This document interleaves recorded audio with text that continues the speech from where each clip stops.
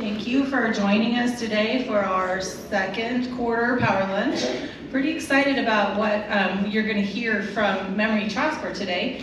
Memory's been doing IT things since she was in high school here in Gothenburg. Started in a high school class and it caught on for her, and she's done a lot of amazing jobs from afar, which is really cool because she has great experience in the tech side, in the what am I trying to say?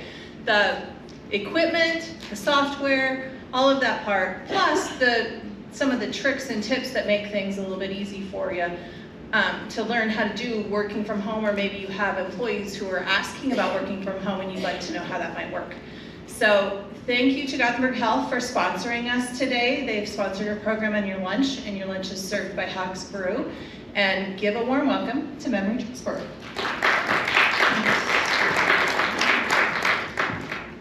So, kind of as Deb said, I'm going to have to switch stuff up here because usually we're the ones running this also when this goes on. But my presentation, so as Deb said, I have spent a lot of years working in IT. I'll give a quick run through of that here.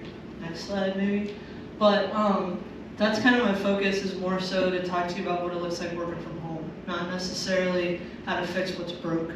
If you're curious about that, my business cards are out front if you want to take a look. I do freelance work. I am here in town. So if you are interested in that sort of thing, it is out there.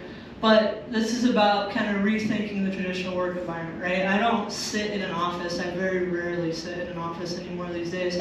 I do 1 week about every other month out in Charlotte, or if my job needs me to go somewhere, then I'll go to that location. But even still, it's not a dedicated workspace for me. It's been that way since I started in this role that I'm in now.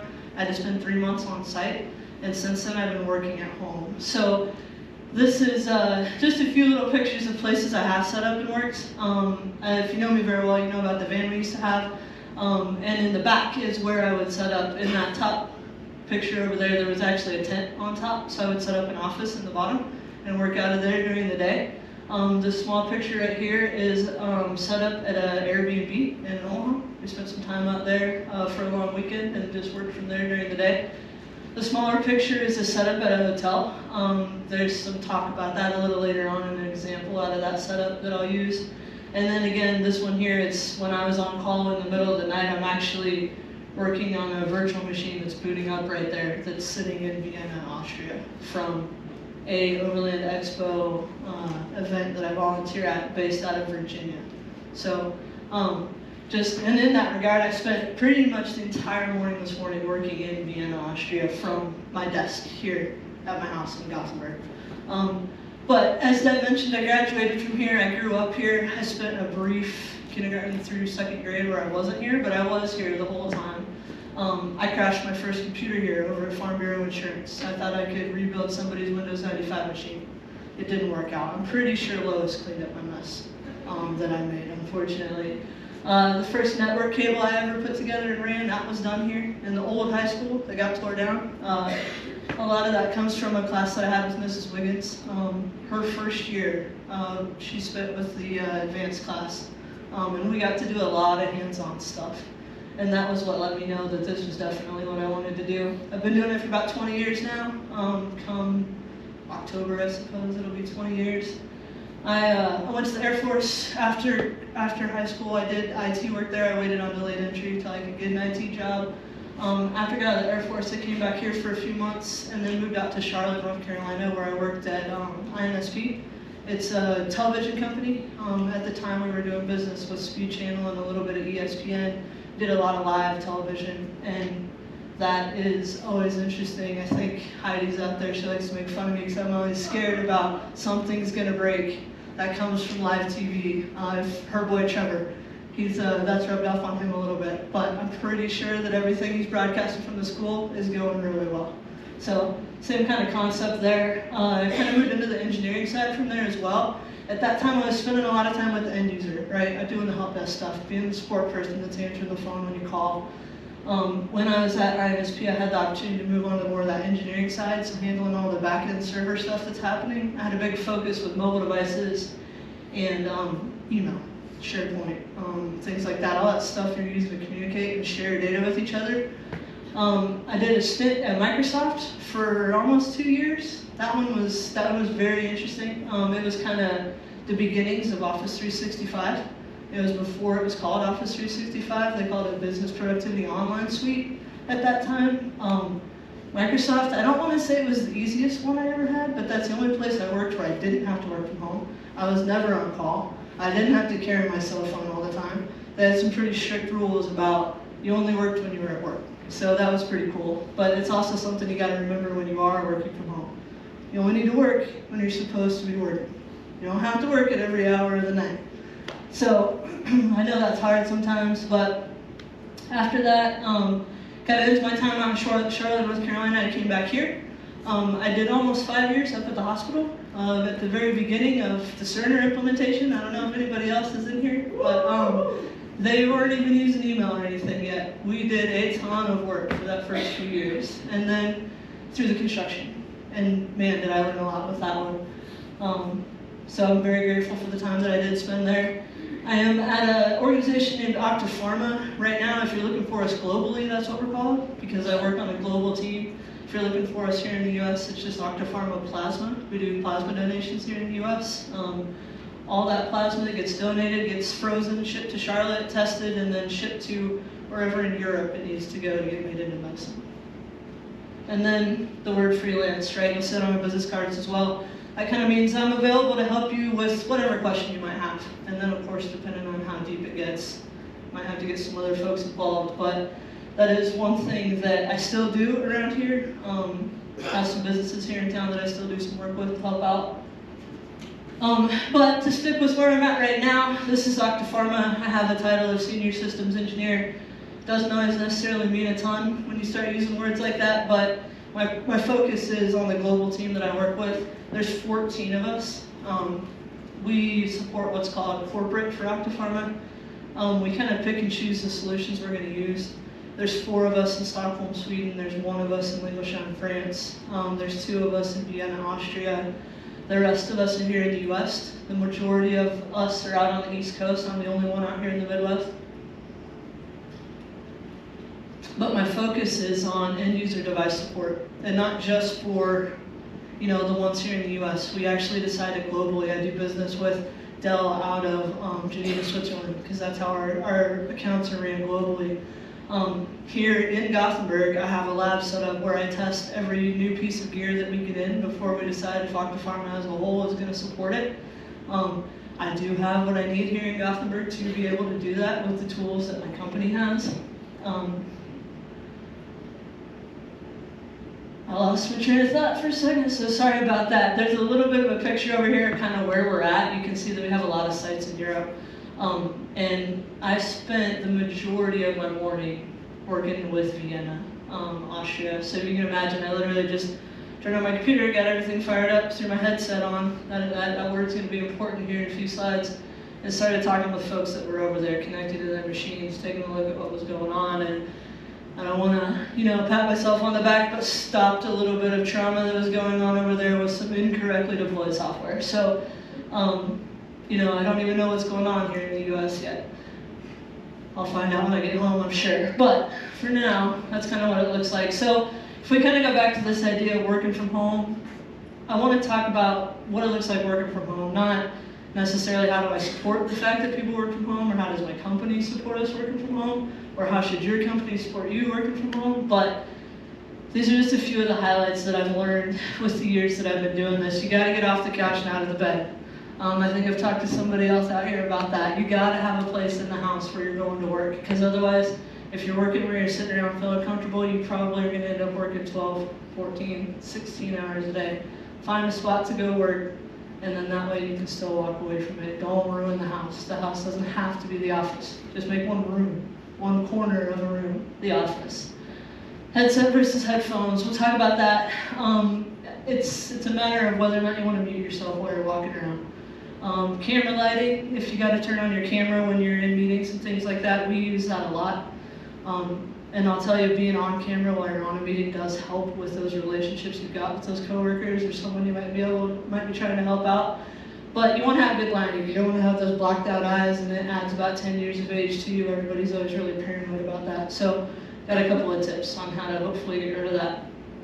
A portable monitor.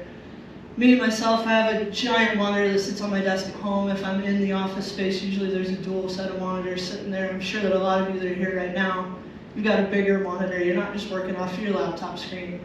You're used to having that extra real estate. They make a really cheap version of that can travel with you. That's why my backpack's sitting up here. Everything that I'm going to talk about working with, or that I'm currently using, it travels in my bag. It gets with me as a carry-on on any flight that I've ever been on. It's not that heavy, and I can still fit a couple of outfit changes in there when I'm traveling. So you can still get some pretty good real estate to work on, even if you're just carrying a bag like that. Bluetooth. Some people are still using them where you plug in the wireless dongle, but we'll talk about that a little bit with the changes that are happening on hardware these days. How it is you're getting connected, whether it's going to be fast or slow, whether you should plug in or not, things like that. And then once we get past all that, stuff about what the setup looks like where you're at, communication transparency, that is key to working remotely. As I mentioned, there's 14 of us on the team that I work on. There's plenty of tools out there that we use so that we all know what's going on. Because I don't want to call the guys in Stockholm at 2 a.m. their time when it's about 7 o'clock at night for me, asking them a question. I don't want to wake those guys up. So communication transparency is really key, especially because you're not in the office. You're not walking by each other's desks. You don't see them in the cafe for lunch or something like that. This way we can all know what's going on without having to call or actually go hunt everybody down all the time. So, home office setup. This one down here is at my old place. One of the things that I really like to do is, you can see that wall where you see the Patriots stuff and the Volkswagen jersey, stuff like that. That was where my camera that's sitting on the Cisco device right here looked at when I was in that space. It kind of gives you some talking points. It's no different than when you meet someone new and you jump on a meeting with somebody like that. They can kind of see some stuff in the back. Usually people make comments like, oh yeah, I'm a Patriots fan too, but I bet a lot of people here don't say that. But there is some soccer up there, and a picture of, that I got when I got out of the Air Force, stuff like that. You can still kind of build those relationships with people. It's not just a quick talk, it's not just an email, you know what I mean? You can get a little bit of familiarity with them, and then, it builds that good working relationship still. It's not just that random person you talked on the phone that one Tuesday, right? So that's really helpful. The other thing that I do, I mentioned it earlier, that office location inside the house. Don't work where it's comfortable. When you work where it's comfortable like that, that makes you want to work all the time. Well, I'm sure I bet employers do appreciate that. We actually get scolded a little bit when we do that because you got to take time off. So just make sure that you're doing that. Another one is background noise. You can't see it real well, but over here in this top one, you see there's a little screen underneath where my laptop's sitting on that corner. Friends is playing. You're not working in the office, you don't have all that stuff going on around you, kind of background noise or almost white noise to just kind of give you that, I need to be working, it's not so quiet kind of thing. I listen to that almost every afternoon. So if you've got a way you can turn on the TV, put on some music, whatever it is. For me, it works better to kind of hear random people talking, because that's almost like sitting at the office, you hear random people talking. So that's what I use. The next one, the headset versus headphones thing. So me, when I'm on a meeting, which you probably can't tell because I've only used this little box right here today, but I like to walk around the house when I'm on a meeting. If I'm talking to someone that I do have a good working relationship with, I don't have to be in front of my camera, or maybe I'm talking to a third-party vendor or something like that, I'll go walk around. And I'm sure that if you've used WebEx or Zoom or Microsoft Teams or any of that, you always see there's that the mute button you can click on your computer. If you're Bluetooth, if you've got a headset, so when you're looking for it, make sure you look for a headset, not headphones. Headphones don't have a mute button. So you're always gonna have to go back to your computer and hit that so that you can start talking if you need to. If you've got a headset, then you can unmute your computer, mute your headphones, and go take a walk. I'll go walk outside on the patio if it's nice out, stand in the sun while this meeting's going on, that kind of thing.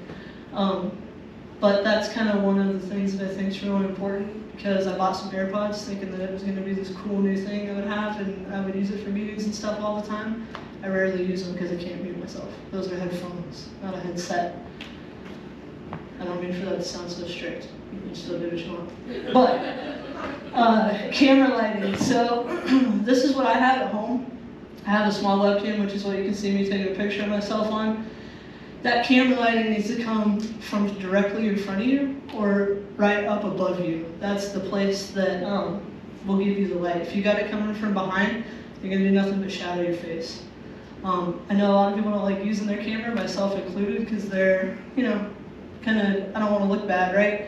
I don't want to have some of my teeth nobody told me, like I'm home by myself, so I don't see anybody, stuff like that. So I'm always a little nervous to turn on the camera, but been doing it a lot more lately than I have in the past, and it hasn't been so bad.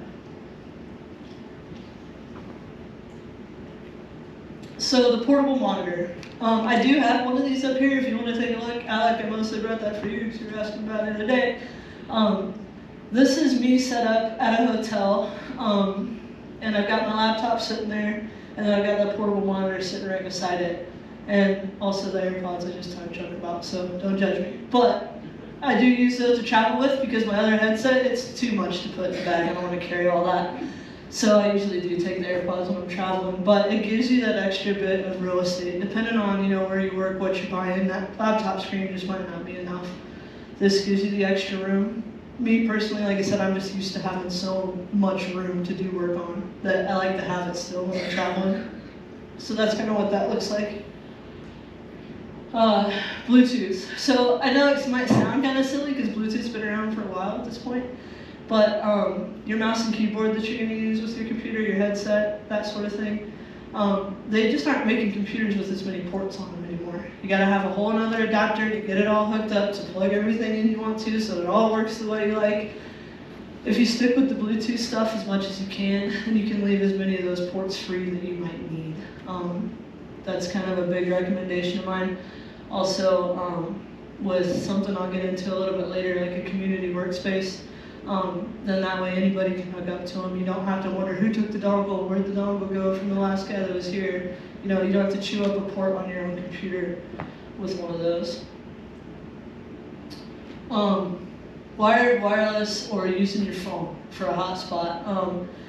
Just a few things about that. Of course, if there's wireless available, that's pretty much what everybody wants to use. Makes sense, right? That's what we all use. We connect to the Wi-Fi.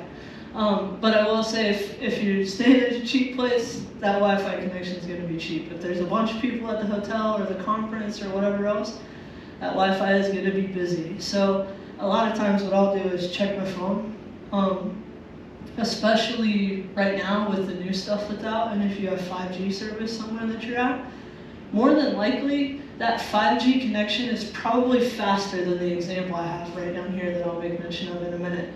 But when they talk about 5G service, it's absolutely fast. I mean, these are just the facts, right? I've tested it with my new phone and things like that, and I get a better connection off of it than any hotel's Wi-Fi. It's actually faster than what is at my house because that's where I took that screenshot from. But the one thing you can always check if you're having trouble is what your speed is, right? Everybody always says, my internet's slow, and I ask them, I'm like, well, but what's slow? My internet's slow. What are you trying to do on the internet? Are you watching stuff on YouTube? Are you on Facebook? Are you trying to upload documents somewhere? And that's the key to knowing what your internet speed is. Download's probably always going to be fast. That's all the providers want to do is make sure that download speed is fast because that's what renders everything on your screen so you can see it quickly. What starts to matter when you talk about these meetings and things like that is your upload speed, because that's how fast what you're doing is making it out there to the other side of that meeting to see what's happening. If you're sharing your screen, if you're on camera, that's when you start to get a little jolty, and the audio that you're speaking, like all of that is dependent on your upload speed. So if your upload speed is slow, which I will tell you almost every hotel I've ever been in, regardless if I paid for it or the job paid for it, that upload speed is almost always slow. And it's not fast enough to be on video, especially if it's really busy like I mentioned. So that's something to check at thatspeedtest.net. I'm sure if you're a Pinpoint customer or anything like that, you've heard of that site before. I know that's the one that they refer people to test to see what's going on when you're having issues. It's the one I use all the time to see what's going on if I'm having issues. This last piece. So I guess before I get into the communication transparency and things like that, I know we'll have some more questions at the end, but I'm just curious, you guys have any like gear questions about any of the slides I've talked about so far? Anything like that? All right, so this is to more talk about communication transparency. There's tons of tools out there that you can use. Us at Octapharma, we're big time WebEx users. That gives us instant messaging, the ability to have those audio calls, do all of our meetings and stuff like that. That's what we use. Another one that's good is Onenote. I use this for taking meeting notes because that's one of the points here. One of the things you can do is when you're having these meetings with people or groups, if you take notes, right? Like, I know a lot of people don't like taking notes at meetings, it's rough, right? Nobody wants to do it. But typically what I do is I always take meeting notes and I send those notes back to whoever it was that was at that meeting so that if I understood something wrong, if I missed something, if there's something additional that needs added to these notes, then we get it added. And what I do then is I store it in one of these locations, whether that's out on SharePoint, which we have that at Octapharma, we're Office 365 customers. That's a good place to kind of store things, and then anybody can get there that has permissions to do so. So talk to your IT folks, or if you know how to do it yourself, you can create kind of a place to park documents. We use SharePoint a lot for project tracking and things like that. So if my boss is sitting in a meeting and he doesn't know for sure what the status of a project is, he doesn't have to worry about finding me or finding our project manager from our team. He can go out there, he can click a few links, open some stuff up, and kind of know where things are at. And if you do that with things like meeting notes, you can kind of make sure everybody always knows what's going on. A lot of times, sometimes my coworkers actually get mad at me because they're like, well, I don't know, I was waiting for memory to get online so I could find out when this started and when that started. And I'm like, you could have went and looked, guys. Like, you know that, come on. So, it's also, you know, sometimes something good to have in your back pocket if you ever need to. I'm gonna go ahead and take a look at some of these just so you guys can kind of see what they look like. Let me get out of here and go do that. Sorry, maybe I know how to do this. Or maybe I don't. So this is a sonnet. This is something that I have that we use as a team for task tracking. I can't show you the rest of the tasks that are going on with my team, but I can show you kind of what I'm working on. It puts due dates in here and things like that, and it kind of shows what project all that's related to. Our team is called Technology Solutions. We kind of have our own just tracking. We're doing some new donor center work in Germany. I actually just finished with those guys testing some stuff yesterday. So there's, you know, this is where you can kind of go out and see what's going on. The due date's out there. So I couldn't come back and say, well, Ray, that's my boss's name, you didn't tell me that this needed to be done before Friday. And he'll be like, Remy, did you look at Asana?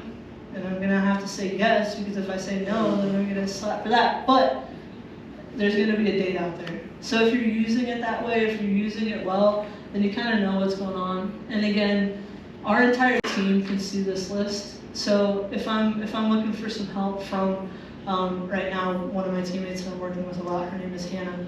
She's in Stockholm, and we're working on deploying some new antivirus software. And so if I'm wondering what's going on, or if I have a question, or if I don't remember the due date for something, I come out here and look.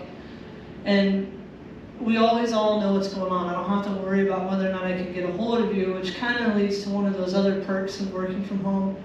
If I need to take a couple hours to come down here and do this in the middle of the day, everybody still knows what's going on. When I'm in WebEx on our instant messaging, I mark myself as, you know, being unavailable. And so everybody knows, like, look, memory's not reachable right now, right? They know if they call me back to back on my phone, then I'll definitely know I have to pick up. But that's kind of just a bit of a rule that we have, I guess, on our team, is that, look, if I call you back to back, I need you to pick up the phone. But if I see that you're unavailable, or you're offline, or it even marks this as out of office or on vacation, I'm not gonna bother you unless I have to. So if you use these tools for that type of stuff, then it's really easy to keep everybody on the same page. This is just kind of another one, this Microsoft To Do. I mentioned this one because I know there are some 365 customers here in town, probably here right now. This is something that you can use with your 365 subscription that you have. This whole section up here, you see it says flagged email. Those are emails that I've gotten that I know need follow-up. And I know that I gotta go out there and do something with these emails. So even if it's one of those days where you've had 100 new ones come in, if you flag them and pin them, they'll stay at the top of your inbox, they'll stay right here on your to-do list, and that way they never kind of get out of focus, right? So even though you're not in the office and you don't have somebody reminding you every day what you gotta get done, you've got this list here. There's still plenty of ways that you can keep on track. I know that's kind of one of the things that some places are worried about is that employees might get off track, but there's plenty of things you can use to keep yourself going. This is just an example of using Microsoft's Onenote. This is an example of those meeting notes I was talking about. With the role I have at Octapharma right now, myself and one other teammate, we pretty much manage end-user device management for the entire company, right? We support a solution that allows us to manage 10,000 plus computers. And last time I checked, right around 3,500 mobile devices, Android or iOS. So we don't have to have, we keep everybody on the same page, we make sure everybody's using the same gear, we demo it when it comes in. I have a big lab set up at my house. And using those tools that we have at Octapharma, primarily a lot of Cisco products for VPN and Meraki and things like that, which this is going a little bit down the road in one of those other conversations that you can grab a card for, but we make it so that it's as if I am just sitting in the office. It's no different than if I would haul all that gear back to Charlotte, plug it in, and do the same thing. And all that's being handled right here in Gothenburg. I'm pretty sure that when we get back home, there will be a box from FedEx and a new machine that I need to hook up and test. But we would send out notes like this after my coworker and I would have meetings about what it was we were getting ready to do. And if I was looking for an answer from someone, like this line right here, I was looking for an answer from my boss. I'd highlight it, tag it with a name. So you send that out to everyone, you publish it in a place where it can be found, and it's a matter of that communication transparency. There's no way you could tell me you didn't know what was going on. I don't mean that to sound bad, it's just, it's a lot more helpful if you can be that way. Then you don't have to worry about playing that chasing around game and figuring out who did what and which time and things like that. It's a lot easier to just kind of keep all that out there. Those are just a few of the tools that I use to do that. Cloud file storage. If you're a 365 customer, you absolutely do have access to OneDrive. Depending on what level you are, you've got a terabyte of storage out in the cloud, right? Everybody wants to know what's the cloud, what's the cloud? I don't know, I can't even really tell you. It's a bunch of data centers sitting around that are holding pieces of your data somewhere. So, but the nice thing about it is anybody can get to it as long as you have given them the proper permissions, you've done the IT things that need done. As long as you've got an internet connection, you can get out there to see whatever it is that somebody's sharing with you on any of these solutions. And then of course, depending on what kind of policies your business has, you might be able to share with guests, third-party vendors, you know, Joe down the street if you wanted to. It just kind of depends on how you want to handle all that. But there's a lot of research that I've done, a lot of projects I've been involved in with implementing this type of thing. So if you're curious about any of that, just let me know.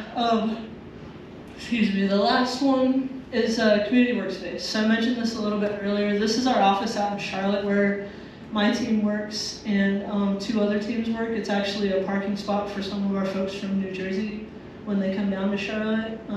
That's where our headquarters for the US is at. And my other teammates that work out on the East Coast. We have what we call a community workspace. So anybody can go in, take their laptop, sit down in one of those cubes, plug in, and you can use anything that's going on there. There's a screen on that back wall. It's a solution from Cisco, but you can dial and be on video with anyone just from that screen. You can share your screen to it. You can have conversations. Of course, there's printing and things like that, faxing that you might need. And this is just kind of a little brainstorming area that we have. It's got a whiteboard right there. and everything you need to use it. And then this setup right here is a little bit more trying to give a close-up of what it looks like in those cubicles. This is actually just at my house. It's kind of my personal space that's in the office if I'm doing some freelance work or something like that. But I can plug pretty much anybody into that docking station. And then I can use that mouse and keyboard, I can use that bigger monitor, kind of like we talked about before. It doesn't matter. If you bring it, I can probably hook it up there and do whatever I might need to do to that computer. So there's just, it's, one of the things I also want to mention is just that this was long before COVID. The working remotely thing, I know that it got a lot of ground during COVID, of course, but this has been this way. I've been in this position since 2017. I've been doing the work from home thing since 2018. It's not new. If you're an IT person at all, you've been working remotely at least once or twice in your career since long before COVID was even a thing. So it's entirely possible. It's fairly easy to do as long as you got the right support from both sides, employer and employee. But it's all pretty straightforward once you get a plan together. So I think that is it for me. I don't know if anybody has any questions. Well, thank you, Memory. Would you all help me in just giving her some appreciation for her time and her information? I would like to open up for some questions, but I usually start off with one that I have in the back of my mind, and that is, give me some pros and cons from both the employer standpoint and the employee standpoint. Yeah, so some of the cons as an employee, if people don't do that good communication job, or I'm at home and my internet went out or something like that, in theory I should be able to go down to the library or somebody else's house and still get done what I need to get done. If I'm home and something breaks, like physically breaks, I can't get it fixed, especially being this far away. A lot of employers, one of the things they worry about is security, right? HIPAA, PCI, PHI, all those acronyms of all the stuff you got to secure, right? There is a definite step up you got to take there if you've got employees that are working remotely. So sometimes employers don't really necessarily like to say that. Trying to think of anything else. What would be a positive for the employers? Why would it be good to let them work remotely? So I know that for myself and a lot of my teammates, we get more done. Honestly, you're not in the office with the distraction. You're not in the office with the random fire alarm that's happening today, or the random power outage that might have went on, or anything like that. Like, you're at home. You don't have to worry about a ton of distraction. Me, my biggest distraction is I have a couch that sits on one side of the office. Sometimes I want to go nap, but I usually make up for it in the evening, because the office is right there. So if I got to go do something, everything's sitting right there. That's another kind of benefit for the employer.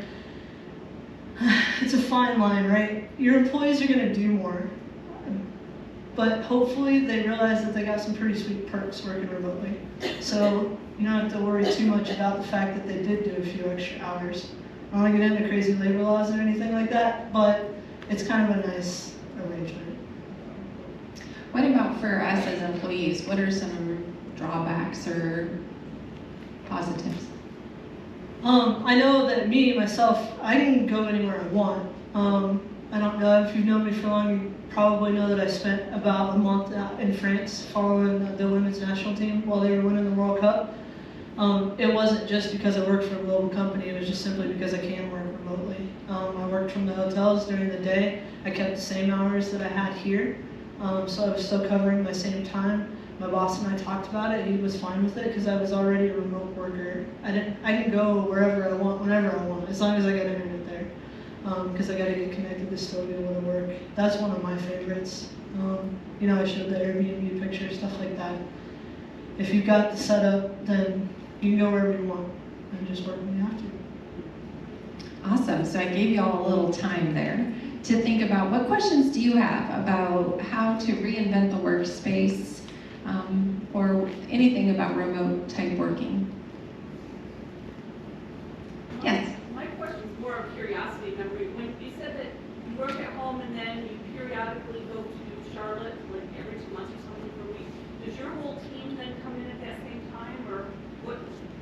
purpose of going there? Yeah, so for me, Can you repeat that question? yeah, sorry. She asked, earlier I mentioned that I go out to Charlotte for about a week every other month. And that's just kind of part of my employment agreement is part of it, but more than that, it's, I go on site to meet with my other East Coast colleagues. They have a 2-day in, 3-day out policy for themselves. They gotta be in the office 2 days a week, and then they can be out of the office 3 days a week.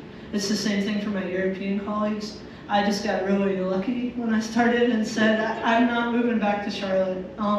And we still worked it out. But so I meet with those guys when I'm there. I do go meet and spend time with my boss. There's a big, here in the US, we have a ton of donor centers. I think it's 132 last I knew. And the support for that is based in our Charlotte office. So I spend a lot of time meeting with the support staff that's there because the solutions that I manage are what deploys software to those devices, allows them to spin them up a lot faster, deploys patches and things like that that an IT person has to do. I also manage all the mobile devices, so all the tablets that are sitting in those donor centers and things like that. So that's the reason for me going to Charlotte. So I guess maybe in a more of an overall kind of why would you need to go on site? It's just to touch base once in a while, connect with folks, remind them, hey, I am still here. Is there anything you guys got going on? That's one of the things I ask a lot when I go out there. I always make sure to talk to the help desk folks and say, hey, what do you guys think? You guys use, the solution that I support. It's kind of your main tool of supporting staff. How's it going? Anything you want to change? Anything you want to do different? Any new gear you want to look at? Stuff like that. Thanks. Other questions?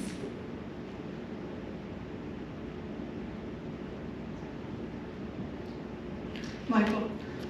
So we're kind of working on a work from home concept for some of our office folks. One of the things that I keep thinking about a lot is there are times where I might have a product that I need a quick price change, or there might be just something price oriented. It has to happen like fast. So we have Office 365, and I haven't even seen that feature that you showed us yet. But does that send alerts to the employee when I submit one? Can I do images with that? And then is there a way that the task can get marked finished when it's done? So you got the gears turning for me. I'm gonna tell you that yes, it's very likely possible. It kind of depends on what it is you're using to manage stuff like that, how you want to alert them, right? Are you gonna do more than just send them an email? Do you wanna make a pop-up show up on specific computers? Or even as far as maybe the, at the register? I don't know how those are managed for you, but at this day and age with Windows or pretty much any kind of OS you've got, Mac, Linux, whatever, right? There is a management tool out there that can send tasks to those devices, and as long as it can reach them, it'll do whatever you want it to do. It'll throw a big pop-up for them to say, hey, there's a price change, or if it's, kind of reaching out more towards management folks and you want it to show up on certain computers, you want emails to fire off, you want to set up a task in that Microsoft To-Do that says, hey, Joe, you need to go change price on this and make sure it's updated for everyone. And then Joe can go in there and say complete, and then you get an alert that tells you, hey, Joe got that done, so that price change is done. It's just, kind of how fast you want to get it done or what kind of management tools you have today for doing that. Kind of follow, but way off. Not on the same topic. Do you have anything that your employers have done that you were like, they shouldn't have done it that way when approaching you working from home? What was the last part of it you said? When approaching you working from home, as an employer, do you have any recommendations for things that employers should not do? That they should not do. I think that if an employer is ready to say, hey, my employees can work remotely, then you need to take a look at, are you ready to let your employees work remotely? What are you going to set them up with at home? Are you just going to give them a laptop, leave the rest up to them? You know, are you going to give them some kind of an allowance for their internet? You know, are you going to pay some of their cell phone? A lot of that is questions that do come up if you don't set those out from the start. You know, employees talk to each other. They hear like, oh, I heard so-and-so at this place gets their internet paid for. Oh, I heard so-and-so at this place gets all this gear bought for them to keep at their house, things like that. That would be what I would say as an employer if you're getting ready to look at starting to do that. Think about those things before you tell your employees, hey, you can work from home, and here's what you get. Make sure you know what that's going to be before, so it's not like they think they should be getting this paid for, they think they should have gotten to have dual monitors at their house and at the office, you know, stuff like that. That would be one of the biggest ones for me. So at least you know, hey, if you want to go work from home, I'm only giving you a laptop. You know, that work from home benefit, in my mind, is enough for me, right? Okay, fine, I'll take my laptop, I'll get whatever I gotta hook up. But you gotta make sure your IT folks are gonna install drivers and things like that for anything they might need at home. That would probably be the biggest thing. Just know what you're gonna do before you do it. Great question. Someone else? Yeah, go ahead. Just wondering, as someone who has worked this way for years, where do you see this going in the future?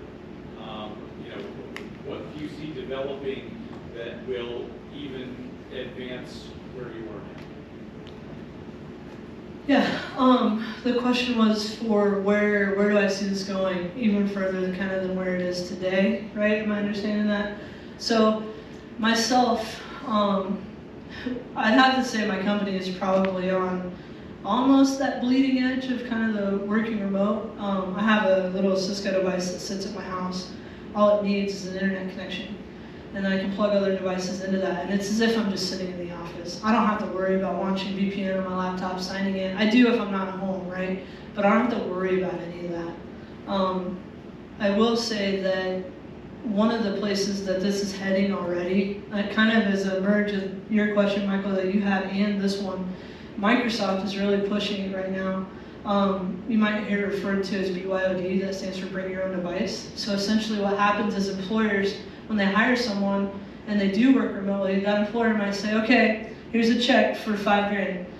Go buy the laptop you want, go buy the monitor you want, mouse, keyboard you want, desk you want, right? And you can get yourself set up at the office, because if you are an Office 365 customer or even a Microsoft 365 customer, what that means is when you turn that machine on that you buy and you sign in with that Microsoft account, that's solely managed by the way that your company wants it to be managed, right? You can't do anything, just as if, you know, a lot of places you work right now, you can't just install whatever software you want, right?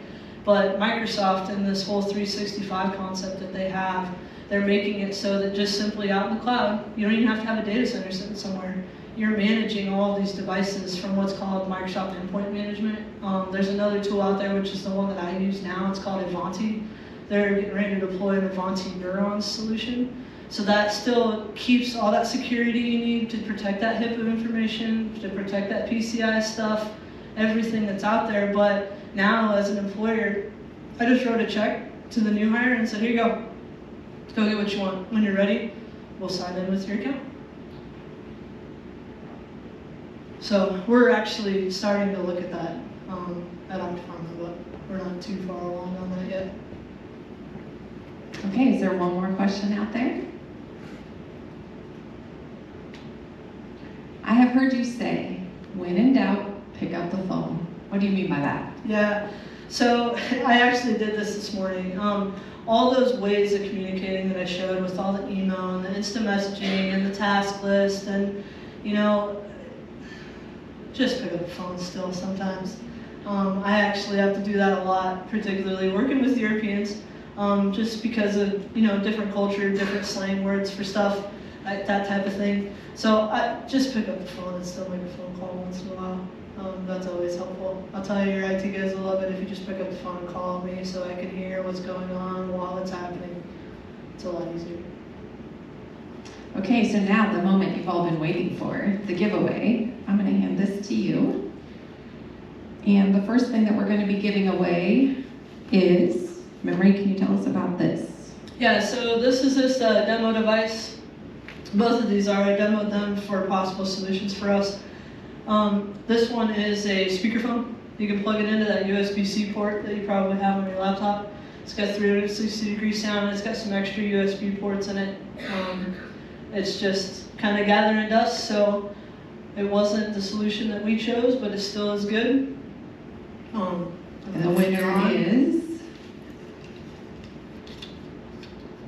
David Boyd. awesome. David Boyd, Pastor David. Sorry, I can't hardly just say your first name. The second is a wireless headset. Yeah, that's the key. This is a headset. You can still use it as headphones, of course, but it does have that mute button on it, so that you don't have to be standing in front of the computer to tell yourself when you can and can't talk. You just hit that button by your ear. And this one is Ashley Muller. Is that how you say it? Ashley, yes. Yeah. Okay, well, thank you so much. Memory, can you give her a round of applause? Again, her business cards are on the table at the back, and she's also going to be up here if you have additional questions you'd like to ask on a one-on-one basis. I want to invite you to come back in August. Now, please note, it's April, so it's a little bit of a break between now and our next power lunch, so don't forget us. We want you to come back, invite your friends to come. We're going to have Jake Fairley back, and if you're one of our power lunch regulars, you'll remember him. He was a great speaker, very humorous and very informative. So please invite friends, come back again in August 31st to be exact, and be watching on the chamber information and emails. So thank you so much for coming. Have a great day.